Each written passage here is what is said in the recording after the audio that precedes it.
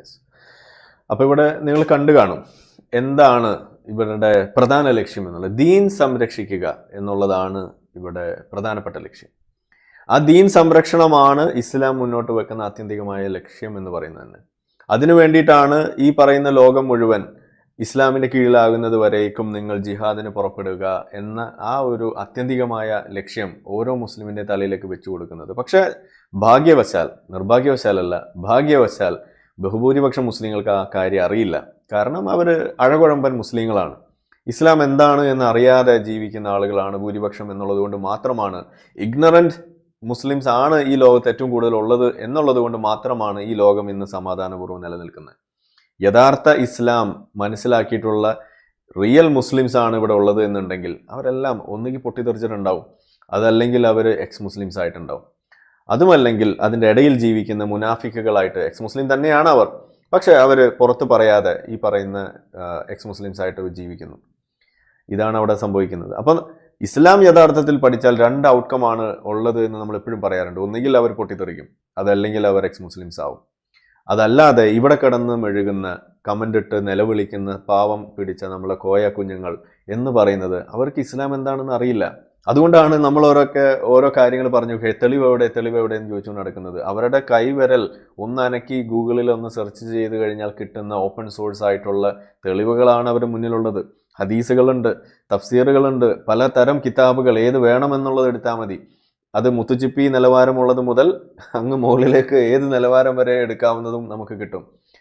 അത് നിങ്ങളാണ് ചൂസ് ചെയ്യേണ്ടത്, അത് ഏത് നിലവാരം വേണമെന്നും എങ്ങനെ എടുക്കണമെന്നൊക്കെ. അതിന് തയ്യാറാകാതെ ഇങ്ങനെ സ്പൂൺ ഫീഡിങ്ങിന് വേണ്ടി കാത്തു നിൽക്കുന്ന വിശ്വാസികളാണ് ഇവിടെ ഏറ്റവും കൂടുതൽ ഉള്ളത് എന്നുള്ളത് കൊണ്ടാണ് പലപ്പോഴും ഇതുപോലുള്ള കാര്യങ്ങൾ നിങ്ങൾ അറിയാതെ പോകുന്നത്. ഇവിടെ നിങ്ങൾ കണ്ടു, ഇത് ഏതാനും വർഷങ്ങൾക്ക് മുന്നേ ഈ പറയുന്ന സിംസാറുൽ ഹക്ക് ഹുദവി പറഞ്ഞു വെച്ച കാര്യമാണ് നമ്മളെ തള്ള ഹുദവി. ആ തള്ള ഹുദവി പറഞ്ഞ കാര്യം അന്ന് ഇതുപോലെ പറഞ്ഞു. നമ്മൾ ഡിപ്ലോമാറ്റിക് ആയിട്ട് ഓണം ആഘോഷിക്കണമെന്ന് പറഞ്ഞപ്പോൾ നമ്മൾ ഇദ്ദേഹത്തെ വിമർശിച്ചു. അതേപോലെ നിങ്ങൾ ഓർഗൻ ഡൊണേഷൻ ചെയ്യുന്ന സമയത്ത് നിങ്ങളുടെ ഓർഗൻ അതൊരു മുസ്ലിമിന് മാത്രമേ കൊടുക്കാൻ പാടുള്ളൂ, അതേസമയം സ്വീകരിക്കുന്ന സമയത്ത് നിങ്ങൾക്ക് ആരിൽ നിന്നും സ്വീകരിക്കാം എന്നൊക്കെയുള്ള കാര്യം ഇതുപോലെ വിശ്വാസികൾക്ക് പറഞ്ഞു കൊടുത്തുകൊണ്ട് ആളുകളുടെ ഇടയിലേക്ക് മതപരമായ ചിന്ത കുത്തിയിറക്കുന്ന ഒരു നമ്പർ 1 ഭീകരവാദി അല്ലെങ്കിൽ ഒരു ജിഹാദിയാണ് സത്യത്തിൽ ഈ പറയുന്ന സിംസാറുൽ ഹക്ക് ഹുദവി എന്ന് പറയുന്നത്. ഞാൻ ഈ ഒരു അവസരം ഉപയോഗിക്കുന്നത് ഇതുപോലെ നമ്മളുടെ ഇടയിൽ കറങ്ങി നടക്കുന്ന, ഒളിഞ്ഞിരിക്കുന്ന, ഇതുപോലെ വേഷപ്രച്ഛന്നരായിട്ട് പണ്ഡിതൻ എന്നൊക്കെയുള്ള ഒരു ടാഗ് ഒക്കെ ഉപയോഗിച്ചുകൊണ്ട് എന്തോ വലിയ ആളുകളാണ് എന്നൊരു ധാരണ ആളുകൾക്ക് സൃഷ്ടിച്ചു കൊടുത്തുകൊണ്ട് പാവം വിശ്വാസികളെ പറ്റിക്കുന്ന നമ്പർ 1 ജിഹാദികളാണ് ഇതുപോലെയുള്ള ആളുകൾ. ഇവരെയാണ് നമ്മൾ തിരിച്ചറിയേണ്ടത്. ഒരു ജിഹാദിയെ നമ്മൾ എപ്പോഴും പറയാറുണ്ട്, നമ്മളുടെ ജാക്കിർ നായിക്ക്, എങ്ങനെയാണ് അദ്ദേഹം ഓരോന്ന് പറഞ്ഞു വെച്ചിരിക്കുന്നത് എന്നുള്ളത്. അത് പിന്നെ മുജാഹിദാണ്, സലഫിയാണ് എന്നുള്ളത് കൊണ്ട് അത് നമുക്ക് ഒറ്റ നോട്ടത്തിൽ തിരിച്ചറിയാം. പക്ഷേ ഇദ്ദേഹം സലഫിയല്ല, ഇദ്ദേഹം സുന്നികളുടെ വേദികളിൽ കറങ്ങി നടന്ന് പ്രസംഗിക്കുന്ന ആളാണ്. ഇതുപോലെ പല ആളുകളുണ്ട്. നമ്മൾ അലിയാർ കാസമി നമ്പർ 1 ജിഹാദിയാണ്. അതുപോലെ അർബൻ ജിഹാദി എന്നാണ് നമ്മൾ അവരെ വിളിക്കാറുള്ളത്, ഞാനൊക്കെ വിളിക്കാൻ ആഗ്രഹിക്കുന്നത്. കാരണം അവർ ഒറ്റ നോട്ടത്തിൽ അവർക്ക് ഒരു മോഡേൺ പരിവേഷമാണ്. തങ്ങളെന്തോ പുതിയ നല്ല കാര്യങ്ങളൊക്കെ പറയുന്ന, കുറച്ച് പുരോഗമനമൊക്കെ പറയുന്ന ആളുകളാണ് എന്ന് പറയുന്ന ആളുകളാണ്. അതിൽപ്പെട്ട ആളുകളാണ് ഇവരൊക്കെ. എം അക്ബർ അത് പിന്നെ സലഫിയാണ്. മുജാഹിദ് ബാലുശ്ശേരി എങ്ങനെയാണ്, അതൊക്കെ സലഫി കാറ്റഗറിയിലുള്ള ആളുകൾ. അത് കൃത്യമായിട്ട് നമുക്ക് ഒറ്റ നോട്ടത്തിൽ മനസ്സിലാകുന്നുണ്ട്, നമുക്ക് വേറെ തന്നെ കാണാം. പക്ഷെ ഇതുപോലെയുള്ള അർബൻ ജിഹാദികളെ നമുക്ക് തിരിച്ചറിയാൻ കഴിയണം. നമ്മൾ അനിൽ മുഹമ്മദ് എന്ന് പറഞ്ഞിട്ട് ഇരുന്ന് ഒരു ജംഗ്ഷൻ കാക്ക എന്ന് ഞാൻ വിളിക്കുന്ന ആള്, അദ്ദേഹം നമ്പർ 1 അർബൻ ജിഹാദിയാണ്. അദ്ദേഹമൊക്കെ പരത്തി വിടുന്ന ഇതുപോലെയുള്ള ചില വാദങ്ങൾ നമ്മൾ കേട്ടു നോക്കണം. എങ്ങനെയൊക്കെയാണ് സമൂഹത്തിൽ ഈ ഇതുപോലെ വിഷമം വമിപ്പിക്കുന്ന ഓരോ വാദങ്ങൾ മുന്നോട്ട് വെക്കുന്നത്, ഇതുപോലെയുള്ള ജിഹാദികൾക്ക് കൂട്ടു നിൽക്കുന്നത് എങ്ങനെ എന്ന് നമുക്കപ്പം മനസ്സിലാവും. എന്നാൽ ഇക്കൂട്ടത്തിൽ വ്യത്യസ്തരായിട്ട് നിൽക്കുന്ന 2 പേരെ ആര് എന്ന് എന്നോട് ചോദിച്ചാൽ ഞാൻ ചൂണ്ടിക്കാണിക്കുന്നത്, 1 നമ്മൾ മുസ്തഫ മൗലവിയും, 2 നമ്മൾ ഹൈത്തമിയും തന്നെയാണ്. ഹൈത്തമി നല്ല ഒരു ഒന്നാം തരം കഞ്ചാവ് അടിക്കാത്ത ഒരു സൂഫിയാണ്.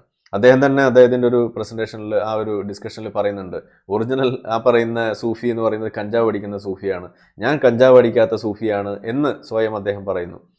ഇത് തന്നെയാണ് എനിക്ക് പറയുന്നത്. അതുകൊണ്ട് തന്നെയാണ് അദ്ദേഹത്തിൻ്റെ വാദങ്ങളിലും അദ്ദേഹത്തിൻ്റെ ചില പരാമർശങ്ങളിലൊക്കെ കുറച്ചും കൂടി ഒരു മറ്റു മതക്കാരോടൊക്കെ ഒരു ചെറിയ സ്നേഹവും അല്ലെങ്കിൽ ഒരു കരുതലും ഒക്കെ നമുക്ക് അവരുടെ വാദങ്ങളിൽ കാണാൻ കഴിയുന്നത്. എന്നാൽ അതിലെല്ലാം വളരെ നല്ല ഒരു നീക്കം നടത്തുന്ന ആളാണ് മുസ്തഫ മൗലവി. അദ്ദേഹത്തിൻ്റെ വാദം കേട്ട് കഴിഞ്ഞാൽ ഇത് ഇസ്ലാം ആണോ എന്ന് പോലും നമുക്ക് തോന്നിപ്പോകും. അദ്ദേഹം സ്വയം മൗലവി എന്നൊക്കെ വിളിക്കുന്നുണ്ടെങ്കിലും വിശ്വാസികൾ അദ്ദേഹത്തെ വിളിക്കുന്നത് എക്സ് മൗലവി എന്നാണ്, അതല്ലെങ്കിൽ അദ്ദേഹം മുർത്തദാണ് എന്നാണ് അവർ പോലും വിധി എഴുതിയിരിക്കുന്നത്. അധികം വൈകാതെ നമ്മളുടെ ഹൈത്തമിയും ആ ഒരു ഗണത്തിലേക്ക് തള്ളപ്പെടും എന്നുള്ള കാര്യത്തിൽ ഒരു സംശയം വേണ്ട. അതിലേക്കാണ് കാര്യങ്ങൾ നീങ്ങിക്കൊണ്ടിരിക്കുന്നത്. കാരണം സൂഫികൾ എന്ന് പറയുന്നത് ഒരു ഘട്ടം കഴിഞ്ഞാൽ അവർ ഈ പറയുന്ന മുർത്തദുകൾക്ക് സമാനമാണ്, അല്ലെങ്കിൽ മതം വിട്ടവർക്ക് സമാനം തന്നെയാണ്. അപ്പൊ ഞാൻ ഇത്രയും നേരം പറഞ്ഞത്, ഈ തെളിവ് നമുക്ക് ആദ്യം കിട്ടുന്നു, അല്ലെങ്കിൽ ഈ ഒരു അധ്യാപനം നമുക്ക് ആദ്യമേ കിട്ടുന്നു. അത് നമ്മൾ പറയുന്ന സമയത്ത് അത് ഇസ്ലാമാണ് എന്ന് മനസ്സിലാക്കി ഇത് ശിരസ വഹിച്ച ഒരു സമൂഹമാണ് നമ്മുടെ മുന്നിലുള്ളത്. ഇദ്ദേഹം പറഞ്ഞു വെച്ചിട്ടുള്ള കാര്യങ്ങൾ കേട്ട് മുസ്ലിമിന്റെ കിഡ്നി അന്വേഷിച്ച് നടന്നിട്ടുള്ള വിശ്വാസികളുണ്ട് നമ്മളുടെ ഇടയിൽ. ഇദ്ദേഹം പറയുന്നത് കേട്ട് ഓണം ഡിപ്ലോമാറ്റിക് ആയിട്ട് ആഘോഷിക്കാൻ തുടങ്ങിയ വിശ്വാസികളുണ്ട് നമ്മുടെ നാട്ടിൽ. ഇദ്ദേഹം പറയുന്നത് കേട്ട് മുസ്ലിമത്തായ ഗൈനക്കോളജിനെ തപ്പി നടന്ന വിശ്വാസികളുണ്ട് നമ്മുടെ നാട്ടിൽ. അവരെ കിട്ടാതെ വന്നപ്പോൾ മുസ്ലിമത്തല്ലാത്ത പെൺ ഗൈനക്കോളജിനെ തപ്പി നടന്നിട്ടുള്ള വിശ്വാസികളാണ്. അവരെയും കിട്ടാതെ വന്നപ്പോൾ മുസ്ലിമത്തായ ആൺ ഗൈനക്കോളജിനെ തപ്പി നടന്നു. എന്നിട്ടും കിട്ടാതെ വന്നപ്പോൾ മുസ്ലിമത്തല്ലാത്ത ആൺ ഗൈനക്കോളജിന്റെ അടുത്തേക്ക് അവർ പോകാൻ നിർബന്ധിതരായി. അങ്ങനെ പോകാൻ നിർബന്ധിതരായപ്പോൾ അതിൽ കുറ്റബോധം, അദ്ദേഹം തന്നെ ഒരു വാക്ക് പറയുന്നുണ്ട്, അള്ളാഹു മുഖത്ത് പോലും നോക്കില്ല, അവരെ ഒരു പ്രത്യേക പേരെടുത്ത് വിളിക്കുമെന്ന് പറയുന്നു. അത് പേടിച്ച് ആ ഭയം ഉൾക്കൊണ്ട് നടന്ന് അതൊരു വലിയ ഒരു കുറ്റബോധമായി, എന്തോ വലിയ ഒരു സിൻ എന്ന് പറയുന്ന സാധനം താൻ ഏർപ്പെട്ടു എന്നുള്ളൊരു കുറ്റബോധത്താൽ ഉറക്കം നഷ്ടപ്പെട്ട് ഒരു കാര്യത്തിലും ഏർപ്പെടാൻ സാധിക്കാതെ തനിക്ക് ജനിച്ച കുട്ടി ഹറാമായി പോയോ എന്ന് പോലും ചിന്തിച്ച് ജീവിക്കുന്ന വിശ്വാസികളുണ്ട് ഈ ലോകത്ത്. അവര് അതിൻ്റെ ആ പാപം, അതിൽ നിന്ന് മോചനം നേടാൻ വേണ്ടി നിത്യവും തൗബ ചെയ്ത്, അതായത് പാപമോചനം തേടിക്കൊണ്ടിരിക്കുന്ന വിശ്വാസികളുണ്ട് നമ്മുടെ നാട്ടിൽ.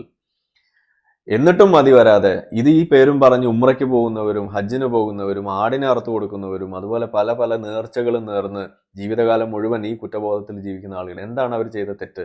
അവര് ചെയ്ത തെറ്റ് എന്ന് പറയുന്നത് മുസ്ലിമോ അല്ലെങ്കിൽ മുസ്ലിം അല്ലാത്തതോ ആയ ഒരു ആൺ ഗൈനക്കോളജിനെ കണ്ടു എന്നുള്ളതാണ്. അപ്പൊ ഇവരുടെ തലയിൽ എന്താണ് ഓടുന്നത്? ഇപ്പൊ ഞാനൊക്കെ ഒരു മെഡിക്കൽ ഫീൽഡ്, സംഭവം ഹോമിയോ ഡോക്ടർ ആണെങ്കിലും നമ്മളും കുറെ പ്രസവമൊക്കെ കണ്ടതാണ്. ഇതൊക്കെ കണ്ടും ഇതുപോലെയുള്ള കാര്യങ്ങൾ പരിശീലിച്ചും നമ്മൾ അതിനു വേണ്ടിയൊക്കെ ഇടപെട്ടുമൊക്കെ നിന്ന ഒരാൾ എന്നുള്ള രീതിയിൽ, ഇതെല്ലാം ഒരു ഫസ്റ്റ് ഹാൻഡ് എക്സ്പീരിയൻസ് ഉള്ള ഒരാൾ എന്നുള്ള രീതിയിൽ പറയുകയാണെങ്കിൽ എനിക്ക് ഒറ്റ കാര്യമേ പറയുള്ളൂ. സിംസാറുൽ ഹക്ക് ഹുദവി അല്ലെങ്കിൽ സിംസാറുൽ ഹുക്ക് ഹദവി ഇതുപോലെ ഒരു ജിഹാദി ആയത് നന്നായി എന്ന് എനിക്ക് പറയാനുള്ളൂ. നിങ്ങളൊന്നും ഒരിക്കലും ഈ മെഡിക്കൽ പ്രൊഫഷനിലേക്ക് വരാതിരുന്നത് നന്നായി എന്ന് എനിക്ക് പറയാനുള്ളൂ. ആ മെഡിക്കൽ പ്രൊഫഷൻ്റെ ഒരു എത്തിക്കൽ ബാക്ക്ഗ്രൗണ്ട്, അവിടെ എങ്ങനെയാണ് ഒരു രോഗിയോട് നമ്മൾ പെരുമാറേണ്ടത് എന്നത് സംബന്ധിച്ച് വളരെ കൃത്യമായ ബയോ എത്തിക്കൽ ഒരു ഡീറ്റെയിലിംഗ് അവിടെ ഉണ്ട്. എങ്ങനെയാണ് ബയോ എത്തിക്സ് ഇത്തരം കാര്യങ്ങൾ നേരിടുന്നത് എന്ന് നിങ്ങൾക്ക് അറിയാത്തത് കൊണ്ടാണ് ഇതുപോലുള്ള വിടുവായുത്തരങ്ങൾ വലിയ സംഭവമായിട്ട് വിളിച്ചു പോകുന്നത്. ബയോ എത്തിക്സിനെ കുറിച്ച് നമ്മുടെ പടച്ചോന് വലിയ ധാരണയൊന്നും ഇല്ലായിരുന്നു എന്നുള്ളതുമാണ് ഇതിൻ്റെ ഏറ്റവും വലിയ കാരണം. കാരണം നമ്മൾ എന്താ പറയുന്നത്, എങ്ങനെയാണ് മെഡിക്കൽ എത്തിക്സ് അല്ലെങ്കിൽ ബയോ എത്തിക്സിലൊക്കെ നമ്മൾ ഓരോ കാര്യങ്ങൾ വിശദീകരിക്കുന്നതും അവിടെ മുന്നോട്ട് വച്ചിരിക്കുന്നതും. അവിടെ നമ്മളെ മുന്നിൽ വരുന്ന ആ ഒരു പേഷ്യൻ്റ് എന്ന് പറയുന്നത് അതൊരു വൾണറബിൾ പോപ്പുലേഷൻ ആണ്. അങ്ങനെ ഒരു വൾണറബിൾ ആയിട്ടുള്ള ഒരു വ്യക്തിയുടെ അടുത്ത് അതൊരു പേഷ്യൻ്റായിട്ട് നമ്മളെ മുന്നിലേക്ക് വരുമ്പോൾ അവരോട് ഏത് രീതിയിലായിരിക്കണം നമ്മൾ പെരുമാറേണ്ടത് എന്ന് നമ്മൾ പഠിപ്പിക്കുന്നുണ്ട്. ബയോ എത്തിക്സിൻ്റെ കോർ പ്രിൻസിപ്പിൾ എന്ന് പറയുന്നത് ഒന്ന്, റെസ്പെക്ട് ദ ഓട്ടോണോമി, ആ പേഷ്യൻറ്റിൻ്റെ ഓട്ടോണോമിയെ റെസ്പെക്ട് ചെയ്യുക എന്നുള്ളതാണ്. രണ്ട്, അവരുടെ ആ ബോഡിയിൽ ഇൻറ്റഗ്രിറ്റിയെ നമ്മൾ അവിടെ അംഗീകരിക്കുക എന്നുള്ളതാണ്. മൂന്ന്, അവരോട് നീതിപൂർവം നിലനിൽക്കുക, അവർക്ക് ആ കിട്ടുന്ന ചികിത്സയുടെ ഭാഗമായിക്കൊണ്ട് അതെന്ത് തന്നെ ആയാലും അത് അവർക്ക് ഗുണമുള്ളതാക്കി മാറ്റണം എന്നുള്ളതാണ്. അതുപോലെ അവർക്കൊരു ദോഷം, ഡു നോ ഹാം എന്ന് പറയുന്ന മാൽഫീസൻസ് എന്ന് പറയുന്ന ഒരു കൺസെപ്റ്റാണ്, ഒരു പ്രിൻസിപ്പിളാണ്. അതുപോലെ ബെനിഫിസൻസ് എന്ന് പറയുന്ന ഒരു കൺസെപ്റ്റാണ്, അവർക്ക് ഗുണമുണ്ടാകണം. അങ്ങനെ ഓട്ടോണോമി, ബെനിഫിസൻസ്, മാൽഫിസൻസ്, അതുപോലെ ജസ്റ്റിസ്, ഇങ്ങനെ 4 കോർ പ്രിൻസിപ്പിൾസാണ് ബയോഎത്തിക്സ്. ഇതെവിടെയാണ് നിങ്ങൾക്ക് ഖുർആൻ പഠിച്ചാൽ കിട്ടുക? ഇതെവിടെയാണ് നിങ്ങൾക്ക് ഖുർആൻ മറിച്ചു നോക്കി ഇരുന്നാൽ നിങ്ങൾക്ക് മനസ്സിലാവുക? ഇതൊന്നും തലയിലേക്ക് വരാതെ നിങ്ങൾക്ക് ഇതുപോലെയുള്ള വിടുവായുത്തരങ്ങൾ പറയാൻ, അത് കേട്ട് കൈയടിക്കാനും മാഷാ അല്ലാ എന്ന് പറയാനും അൽഫഹമെന്തില്ല എന്ന് പറയാനും ഒക്കെ കുറച്ച് വിശ്വാസികൾ മുന്നിലിരിക്കുന്നു എന്നുള്ളത് കൊണ്ട് മാത്രമാണ് ഇതുപോലെയുള്ള വിടുവായുത്തരങ്ങൾ പറയുന്നത്, അബദ്ധങ്ങൾ വിളിച്ചു പോകുന്നത്. ഇതെല്ലാം വിശ്വാസി സമൂഹം തിരിച്ചറിയും. കാരണം ഇവിടെ നിങ്ങൾ വിചാരിക്കുന്ന പോലെ 6-ാം നൂറ്റാണ്ടിലെ തലച്ചോറുമായിട്ടല്ല ഇവിടെ ആളുകൾ ജീവിക്കുന്നത്. അത് വിശ്വാസികളടക്കം ചിന്തിക്കാൻ ധൈര്യപ്പെടുന്ന ഒരു സമൂഹമാണ് ഇവിടെ വാർത്തെടുത്ത് അല്ലെങ്കിൽ സ്വയം വന്നുകൊണ്ടിരിക്കുന്നത്. അവരുടെ മുന്നിൽ നിങ്ങൾ ഈ വെക്കുന്ന വാദങ്ങളൊന്നും ഇനി അധികം വില പോകില്ല എന്നുള്ളതാണ്.